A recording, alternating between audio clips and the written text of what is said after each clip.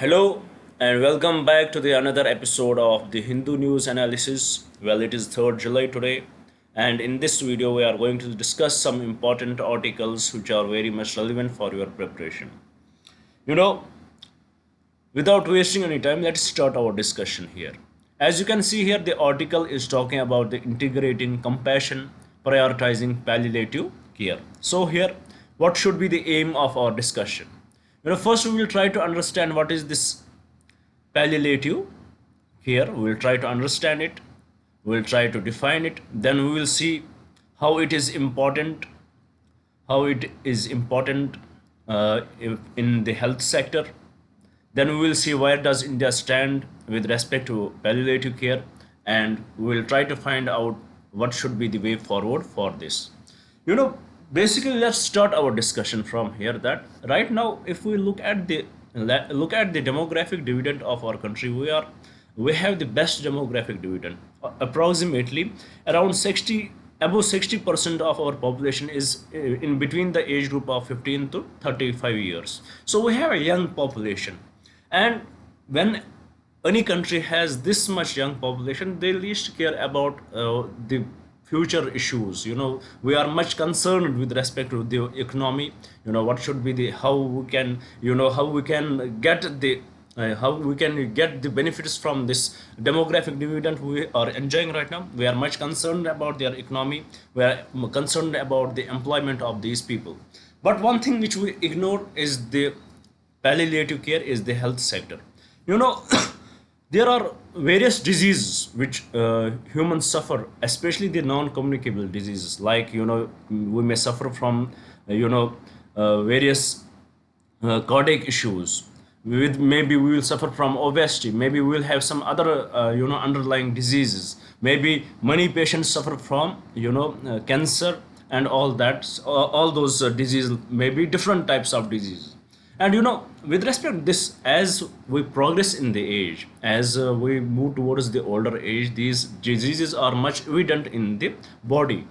At that time, when we are suffering from these such serious diseases, what is the aim of the healthcare? What is the aim of the hospitals, or what is the major aim of the doctors there? The aim is to cure these diseases. Our most the priority is to cure these diseases. But if the stage is so high that it can't be cured, that time we will just focus on curing it. We will just focus on medication, and we will ignore one thing, that is the lifestyle of the person is ignored. When we are at that stage, when the disease is out of the hand, you cannot cure it. Maybe somebody has the 5-stage cancer, so at that time that is not curable. So, but still, we try to focus on the medication rather than the lifestyle of the person. So, this article basically talks about how we should prioritize palliative care now. Now, here comes the issue of the palliative care. For example, as we reach, there is a person who is suffering from cancer, maybe lung cancer, and he's having various issues with respect to breathing. He's having issues, he's suffering from tremendous pain. So, he's on the chemotherapy, he is receiving the medication, but it is not reducing this pain. So what is the aim of the palliative care? The aim of the palliative care is to improve the lifestyle of this person by managing this disease. It is the aim of the palliative care is not to cure it. The aim of the palliative care is to manage this disease, so that the pain he is going through, it will be reduced. His he is not able to breathe properly, he will be given various treatments so that he can breathe properly, and till he lives, how long he lives, he will have the best life as much as possible. So this is the aim of the palliative care. This is what the palliative care is about. Its aim is not to cure the disease, but to manage it, to manage it for the patient, so that they will have the best life possible. So with respect to this, as per the WHO data in the world, according to WHO data in the world, there are approximately 40 million people who need this palliative care. And if we compare it with the India, how many people in India need this palliative care? It is approximately 10 million. Approximately 10 million people, 7 to 10 million people. And out of these 7 to 10 million people, only 1 to 2% of them are able to get access to this 1 to 2% are able to get access to this palliative care. So there is definitely the issue. Now, in this article, there are few issues highlighted which are must for us to understand. What are these issues? If we look at the countries, like India, the developing countries like India, we are much focused on curing the disease. We are much focused on the economic evolution. We are much focused on developing our nation, and reaching at the stages where we can provide the employment to the people. So so these types of studies are left alone. We are not that much focused on such types of studies. But if we look at the demographic dividend we are enjoying right now, after some time we are going to reach at that place, after 20 to 30 years, where that would be very much important for us. So here, what are the issues where we lack? Let's try to discuss that. First, let me rub it, then we will discuss what are the various issues which we lack with respect to the palliative care.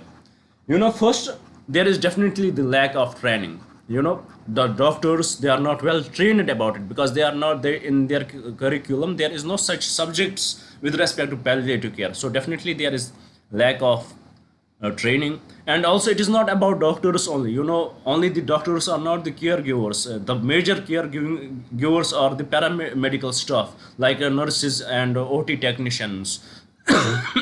So for them, they also lack this. They also lack that there is lack of the training. And recently, we had seen a changing trend with respect to with respect to our health. Our colleges and institutes. We are seeing that recently ICMR and AIMS, they had introduced the palliative care in their curriculum. So we are hoping that every university, every college with respect to medical education, they will introduce it there. Then also the paramedical staff, they are not well versed about it. Then the another major issue is the lack of funding. There is lack of funding with respect to that. We are not able to provide the appropriate funds so that we can evolve in this sector. And also there is lack of awareness about it. Lack of awareness is this is also one of the issues, that people are not aware that there is such studies through which there is such program through which they can manage the pain. The patients, they go through this pain and they accept the fate that they have to suffer this pain throughout their life period. So they are not aware of this, how they can manage it. So this is also the lack of awareness. This is also one of the major issue with respect to that. So what can be the way forward to it? It is the opposite of it. First, it should be introduced in the curriculum. Second, funding should be elevated with respect to it. The partnerships with the NGOs, and also there should be awareness campaign about the palliative care, so that people should be aware of what it is about, and the training should be given to the paramedical stuff, so that they can be well versed with respect to the palliative care. So this is the article, what it talked about, the palliative care, the importance of it, how India is lacking behind in the palliative care, and what can be the steps which India should take forward in bringing into our healthcare sector. And also it should be brought into the curriculum of the country, of the healthcare curriculum, in the curriculum of the medical staff. So with this, I hope you had understood the article here. Let's see what type of question can be asked from this article. Let's have a look at it. Here the question says, consider the following statements regarding the palliative care in India. First statement, palliative care is primarily focused on providing end-of-life care for terminally ill patients. No, it is usually, it goes with the end-of-life care for terminally ill patients, but its primary focus is not that. It is to manage, its primary focus is to manage the lifestyle of the person, to manage the pain, to help the person in managing this pain, how we can reduce it. It is not about it is not related to providing end of life care for terminally ill patients. So first statement is incorrect. Second statement, the World Health Organization recommends the palliative care should be integrated into health care system at all levels. 100% correct. Third statement, in India, palliative care services are widely available across all public health facilities. This is totally incorrect, because it is not so. The case is very much different. Where we are very much lacking. It has been recently introduced by ICMR and AIMS. So definitely third statement is also incorrect. So with respect to this question, the correct statement is statement 2 only, which is option, maybe it would be option C, let's suppose. So with this, I hope you had understood the topic as well as the question. Now let me recap what we discussed in it. We discussed a few important points. First, we discussed what this palliative care is. We understood that. Then we compared how important it is, its importance. After that we compared where India stands, how many people according to WHO need palliative care in the world. It was 40 million people, and with respect to India, approximately 7 to 10 million. What is the status of the people in India who get this palliative care? It is approximately 1 to 2%. So why do we lack? We lack in awareness. We lack in the they are not trained well. The staff is not trained well. There is lack of funding and all that. And finally, we saw what can be the way forward. So with this, I hope you had understood this article. Now here I would like to take a minute to give you the brief introduction about the initiative which we had started from 2nd June actually. From 2nd June we started an initiative by the name Target IAS 2026. Under this initiative, to clear the IAS exam, you need two approaches. You need to focus on four important factors. What are those four important factors? First one is your current affairs. Second, it is your static syllabus, your GS papers. Third, it is your CSAT. And the fourth, optional. These are important things. What majorly, if we will divide our syllabus into four different chapters or into four different domains, these are the four domains which you have to look through. In this Target IAS 2026, what we are going to do, we are going to take care of the current affairs and the static part and CSAT. About the optional, you will have to go to any other place where from you can take the optional classes. So if you want to be the part of this this program, please do join us, do subscribe the channel. Every day we upload 2 videos, one in the morning session, which is this video where we discuss the current affairs, and one in the evening session where we discuss the static part. As currently we are discussing Indian polity and we are about to complete it. We are only left with 10 classes now. After that we will start discussing Indian history. So if you are interested, please do subscribe the channel and let us lead you in this journey. So with this, let's move to the another article and let's have a look at it. What does it talk about? Well, as you can see here, the article is basically talking about the gig workers, or are gig workers a part of India's labor data? You would have often heard about gig workers. Mostly you would be very much aware of the definition of the gig workers, as this image is very much itself defining what it is. These are the workers who are not officially part of who had not any agreement with the company. They will work on they will work on, they are not even working on the contractual basis. They are just they will act as as the delivery agents. For example, in the Zomato we see, for example in the Swiggy or other, they will act on as the delivery agents. They will not have any security. They will lack the social security. With respect to that, they are not the permanent members of the company. They are not getting the salaries on the monthly basis, but they are getting the salaries according to work they provide to the company. So their approach is different. It is very much clear to everybody. So what are the various issues they face? The major issue which they face is the social. The issues which they majorly face are with respect to the social security. For example, if any gig worker meets an accident, the company will not be responsible for him. They will not provide the insurance to the person. If there is some another employee from the company who had the agreement with the company, who is taking the salary on the monthly basis, who is in the formal sector, he will be given the benefits. He will be covered under the various schemes. He would be covered under various schemes. His medication, his charges will be fulfilled by the company itself. But with respect to gig workers, they lack this issue. They lack this because they are totally different from the formal workers. They are totally different. They don't draw their salary from the company, but they are connected they serve the company in a very informal and in a very different way. So there is social security, and also with respect to their job there is security, because their job is much dependent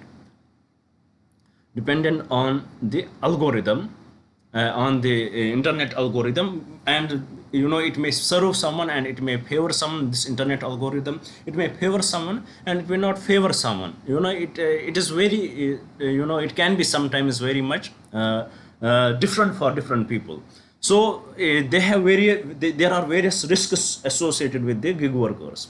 So with respect to this, the government has tried to bring in various plans, in getting them, the government has tried to bring in various schemes for them so that they can provide the benefits to them. But the question is, do we have the data? Even though the government is trying to bring in the various plans to provide various schemes to provide to these gig workers, the bigger question is, do we have the data in which we know how many gig workers are in our country?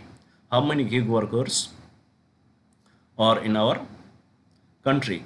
Or we can say, are they mentioned in the periodic survey of India? Are they mentioned in the periodic labor force survey of India? Are they mentioned in the periodic labor force survey of India? If we look at it, we lack the numbering. We don't have the exact numbers of the gig workers, how many are there in India. So definitely, if any scheme would be provided, if brought by the government, it will not target everybody of them. They may not be aware of it. Second, the periodic labor force survey, it does not mention of the gig workers, but it defines them in a different way. For example, for the periodic labor survey of India, gig workers or the casual workers, they might be the own account workers or self-employed. For them, they are own account workers and self-employed. There is no proper mention of the gig workers. So definitely there is issue with this. Lack of data is there. The lack of safety for the gig workers. They are highly dependent on the algorithm, and they definitely need the oversight from the government. So with respect to this, definitely government has to bring in various schemes for them. First, what they should do, they should prioritize to collect the data, how many gig workers are there, so that once they will bring in various schemes, they will get the benefit of it. So with respect to this, we had seen how Karnataka tried to bring in various schemes, try to regulate the gig workers. Similarly, the Tamil Nadu government has brought in, and also the Rajasthan government. So with this, I hope you had understood this article here. Now with this, let's see what type of prelims question can be asked from this article. Let's have a look at that. What type of prelims question can be asked? Here the question says, consider the following statements regarding the periodic labor force survey in India. First, the periodic labor force survey is conducted by the Niti Aayog. Totally incorrect. Why? Because the periodic labor force survey is conducted by the National Statistical Office under the Ministry of Statistics and Program Implementation. So first statement is totally incorrect. Second, it provides quarterly estimates of key employment and unemployment indicators for both urban and rural areas. 100% correct. And as well as quarterly as well as annual estimates. So second statement is also correct.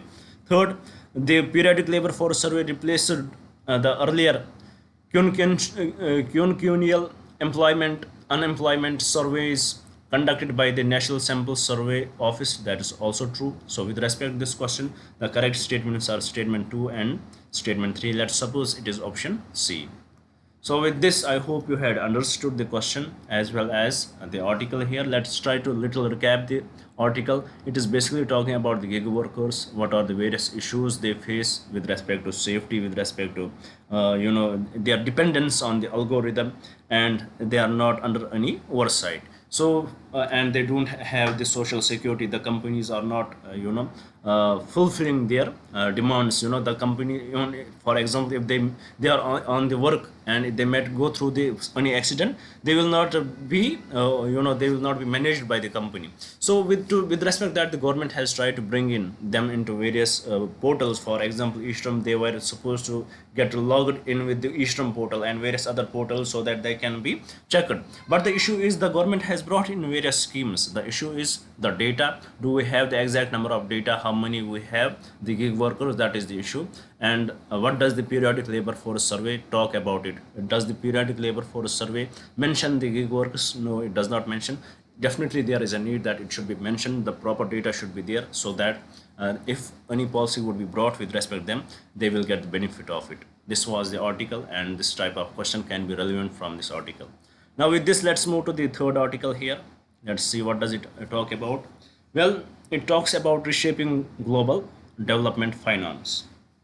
This is also an important article. you know if we look at how countries are financing the global south, or especially the developing countries or developed countries, it is majorly the USA is at the top. Then the China is now moving very faster in this direction. If we look where India stands, where does India stand? India stand with respect to it. We are very much lacking behind with respect to China, especially China. We are lacking very much behind in providing the funds to these countries, in providing in financing the world. Till date, India is not that good global financer. So, what are the various issues that we will understand which are mentioned in this article? Even though India is not that good, but still we provide the finances. What are the modes of finances? And how India helped them in financing, and what can be the way forward? What is the possible way forward? For example, model of triangular cooperation. Let's try to analyze it. So India in general is not that good, considered that good financer, because we have our limitations. We are not developed country yet. We have to focus on our economy too, as well as we will focus on others. But India has always, since 2019 especially, India has always pursued to be looked upon as the global south leader, the voice of the global south. So India wants to represent them. India wants to lead the world with respect to that. So for that, definitely India has to provide the financial benefits to them, so that we can achieve this status in real terms. And India is trying to do so. And if we will see, in 2010 itself, we provided $3 billion development assistance to these countries, and in 2023-24 it has reached to the $7 billion. So definitely we are doing very great in it, but not as great as China is doing. China will finance the countries on the very low interest rate, and then get them into the debt trap, and then use their assets. So this is how China plays their card. But India's approach is very much different. We believe in bringing both the countries on the same table, so that there would be no one above other. So our approach is different. So let's see what are the various ways in which India is financing these countries. First, we believe in the capacity building.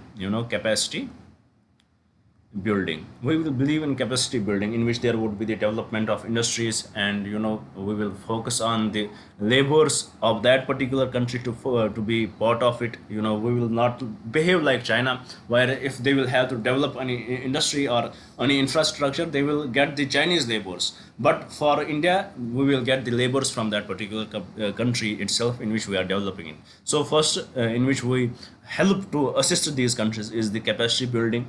Then there is the technological transfer, especially in the pharmaceutical industry. We had been the great technological transfer with respect to that. Then also we give the market access to them. Then also we give the various grants. To these countries, and also we give the consensual finances to these countries. So India has basically developed. India has brought up a scheme, India Development Assistance Program, in 2003, which was replaced with the IDEA, which is the India Development and Economic Assistance Scheme. So under this, India provides the line of credit. So how India provides the line of credit? How under the IDEA scheme, this could be very much relevant for your prelims exam.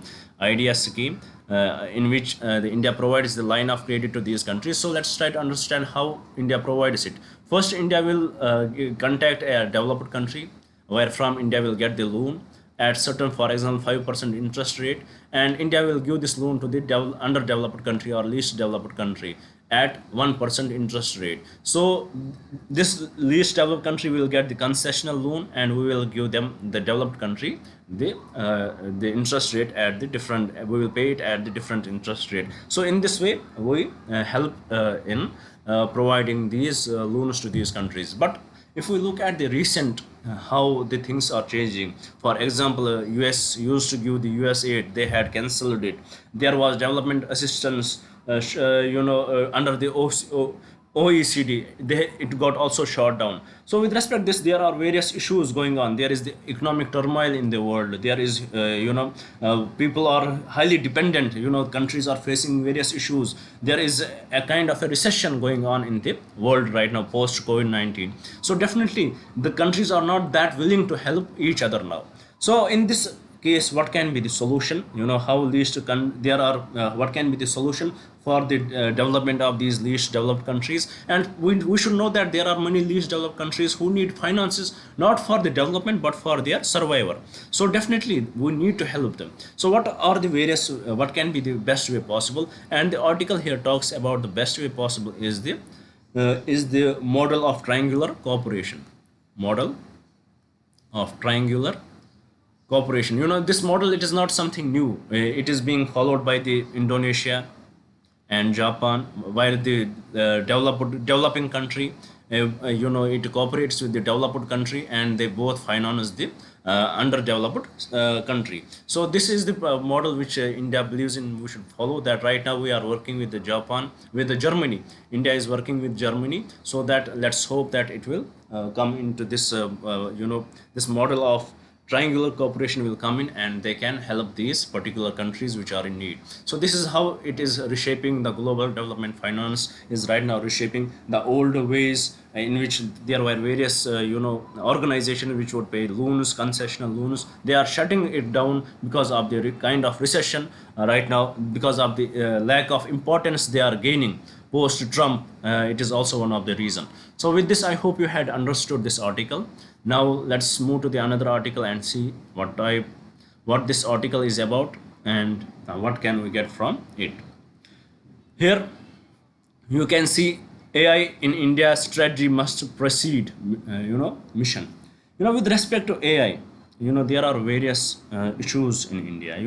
If we look at the AI in India, we are highly dependent on foreign applications or foreign aid with respect to it, or foreign what technology. We don't have the indigenous technology with respect to the AI. We had not achieved that level yet. But we had always perceived that we can be the global leader in the AI, because we have that potential. But we had not started in a way. So with respect to this, the article here talks about that there must be the strategy for India to achieve the gap with respect to the AI. We should be able to achieve that status which India has always believed with respect to the AI, which we always believe in with respect to the AI. India should try to focus on that. For example, definitely there are various issues in which which can be which the country goes through. For example, for the betterment of the AI, you need the data. Definitely there should be the data collection, how to manage this data. So there should be the proper data collection with respect to that. And also there should be the oversight of the ministry with respect to AI. There should be a separate ministry which should deal with the AI, so that we can achieve the success which we always had desired to get. So in this way, this article is important for you. It basically talks about what can be the ways in which India can be the global leader in the AI. So with this very small article, few important points which we need to know. Now here let's move to the last article of today's discussion. Here it talks about the EU unveils overdue target to curb greenhouse gas by 2040. Very important article. they believe that they are going to curb 90% reduction from 1990, labeled by from 1990 what was the greenhouse gas emissions they were emitting, till 2040 they will reduce it by 90%. They will reduce it by the 90% reduction of the greenhouse gas emission. So they had it became the first to have such target to curb the greenhouse gas by 2040. So here this what can be this how it is important for you that they had brought up the policy for it, and now they may focus on other countries to they may force other countries to bring such policies. So here you need to know, because the EU was the first organization which also brought the carbon tax related how carbon tax related issues. So that's how it is important for your preparation. So with this, I hope you had understood this article as well. I hope everything is very much clear.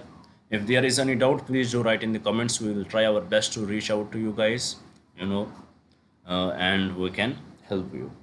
With this, I would like to conclude my today's discussion. I hope you would have liked the video. I hope you would share it with your friends, and I definitely hope you would subscribe the channel. Thank you for staying with me. Thank you very much, and have a nice day.